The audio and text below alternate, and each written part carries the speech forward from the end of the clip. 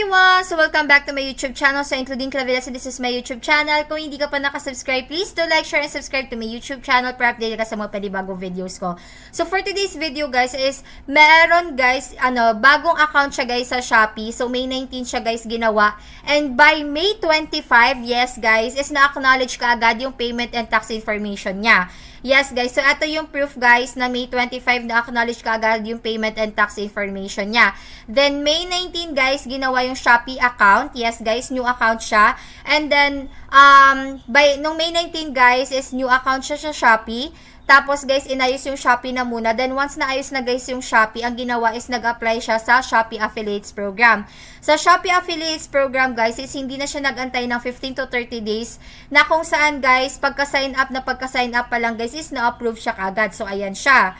And then after nyan guys, is ginawa kaagad yung Maribank account na kung saan guys, sa Maribank account guys, is na-approve din siya kaagad. Hindi na nag-antay ng 24 to 48 hours. So pagkagawa agad, pinag-set up yung Maribank, then na-approve siya kaagad. Then after nyan guys, inayos yung Shopee Pay account. And sa mismong araw na yun guys, is nag-apply din sa payment and tax information. Na kung saan guys, by May 22 or 23, na-approve yung, basta no May 22, it's either yung payment, yung na-approve.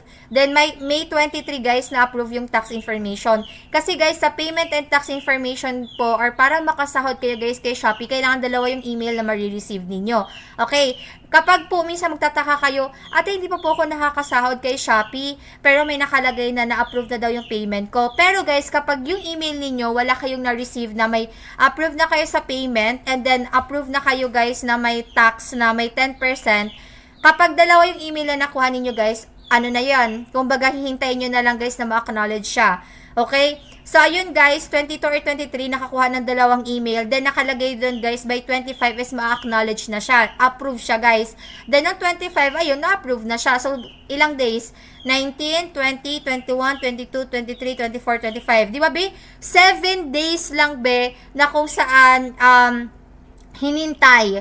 Di ba? So, para malaman yan guys, panoorin mo tong video na to. So first guys, is yun nga, sinabi ko sa inyo ba na May 19, ayan, ginawa ba yung account, okay? Ginawa yung account guys, May 19. So makikita nyo guys, sa first na text is, ayan, di ba kapag maglalagin ka sa Shopee. So dun guys, sa Shopee na yan, new account siya guys, nag-login. Sa Shopee guys, kailangan na gawin niyo guys is dapat same lahat ng information. Okay? Yung sa ID nyo guys, kailangan po same yung mga information like yung name nyo, yung birthday nyo, and at the same time yung address nyo. Lahat kasi guys dapat pare-parehas talaga yan. Okay? So, sa name, sa birthday, sa address, dapat meron kayo guys na valid ID na kung saan same yung mga information nyo doon. Okay, nagigets nyo. Then, once guys na naayos na yung Shopee, saka lang guys apply sa Shopee Affiliates Program, which is May 19 din yun guys, nag-apply sa Shopee Affiliates Program. So, ayan siya. Okay, ayan siya guys, May 19. So, after guys na mag-fill up kaagad guys, is na-approve na. May 19.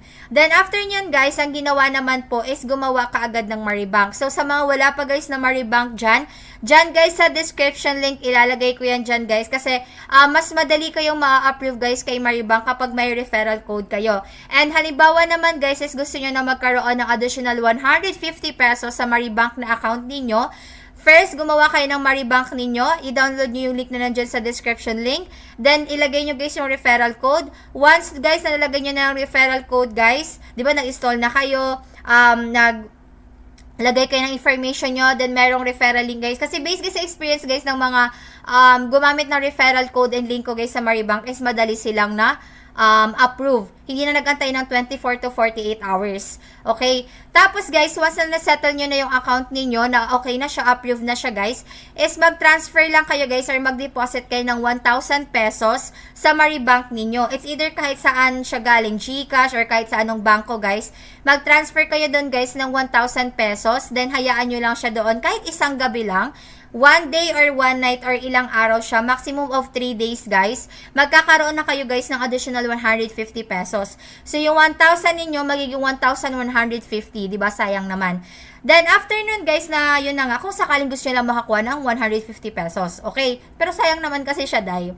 And then guys, ang sunod naman guys is once na na-settle na yung Maribank, Sunod naman guys is yung sa Shopee Pay. Na guys, inayos na yung Shopee Pay kasi para dire-diretso na lang guys magfi-fill up sa payment and tax information.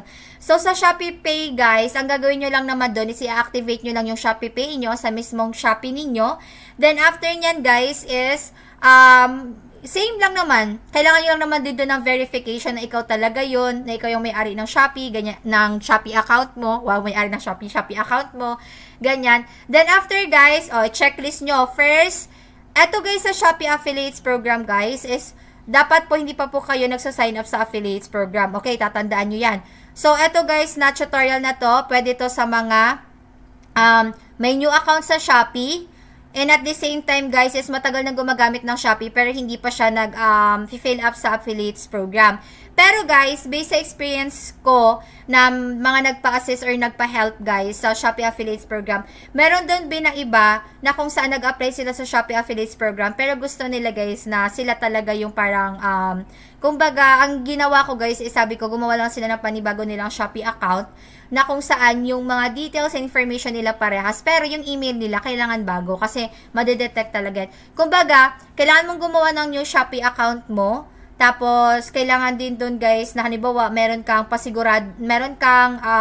ano tawag doon? Meron kayong parang, di ba, minsan tayo may mga dual SIM, para may reserva ka na SIM. Yung isang SIM mo, yun na yung ipang-register mo doon sa Shopee, kung sakaling nag-fill up ka sa Shopee Affiliates Program, pero 15 to 30 days. Okay, akma lang to doon, ha, sa mga nag-fill up ng 15 to 30 days, pero gusto pang itry si Shopee Affiliates.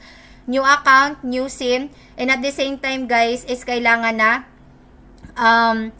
yung mga information nyo din guys is parehas din. Okay? Parehas din. Pero guys, dapat po yung Maribank, hindi pa kayo nag-fill up sa Maribank. Okay? Kasi may mga iba nag-fill up na sila sa Maribank. Ang Maribank guys is one account lang. Alam ko medyo magulo guys, pero sana maintindihan nyo kung ano sinasabi ko. So again guys, yung checklist nga natin, yung sa Shopee. Then after guys, pag okay na yung Shopee mo, mag-fill up ka na sa Shopee Affiliates Program. Then after mag-fill up sa Shopee Affiliates Program, gumawa ka ng Maribank mo. After mong gumawa ng Maribank mo, is mag-ayos ka na ng Shopee Pay mo. Ate, ano yung panlima? Doon ka na guys mag-aano sa payment and tax information. Kasi doon ang screenshot ng Maribank mo na account. Ayan, kasi kailangan yun doon. Tapos fill upan nyo lang siya guys. Madali lang naman din yung fill upan. Ayun. So, biruin mo ha, 19 ginawa yung account. And then, sa isang araw lang ginawa yung Shopee, sign up sa affiliates program, gumawa ng Maribank, inayos yung Shopee Pay account. Yun yung mga lahat na ginawa. Tapos, nag-fill up na din pala sa payment and tax. Tapos, by May 22, tapos May 23, guys, dumating yung dalawang email na kung saan May 25 is ma-approve na siya or approve na siya and ma-acknowledge na. Paano yung sinasabi na approve or acknowledge? Yun kasi guys, yung parang yung May 25, yun talaga yung parang kung may mga commissions ka na, the next week is papasok na yung mga commissions mo, parang ganun. So, ayun guys, gusto ko lang sabihin na halimbawa, nahihirapan kayo mag-fill up sa Shopee Affiliates Program guys, is pwede nyo akong i-reach out sa Blue App. Ayan. At saka kung gusto nyo guys mag-start sa Shopee Affiliates Program na kung saan dire-diretso, walang liko-liko, na kung saan talagang maa-assist, mag-guide kayo. Yung parang hindi mo na kailangan na maghanap pa sa kung saan-saan na malilito ka. Ayan, kasi ako guys, nag-assist and nag-guide ako sa mga Shopee affiliates na kung saan, 'di ba, yun nga 7 days naging okay na yung account, 'di ba? So, sa Shopee affiliates. So, maglalagay ako dyan guys ng Google form dyan sa baba sa mga gusto guys na mag-ano ng Shopee Affiliates Complete Guide. Ako yung mag-assist and mag-guide sa inyo. Ilalagay ko dyan sa baba yung Google form and then i-message nyo din ako sa Blue App.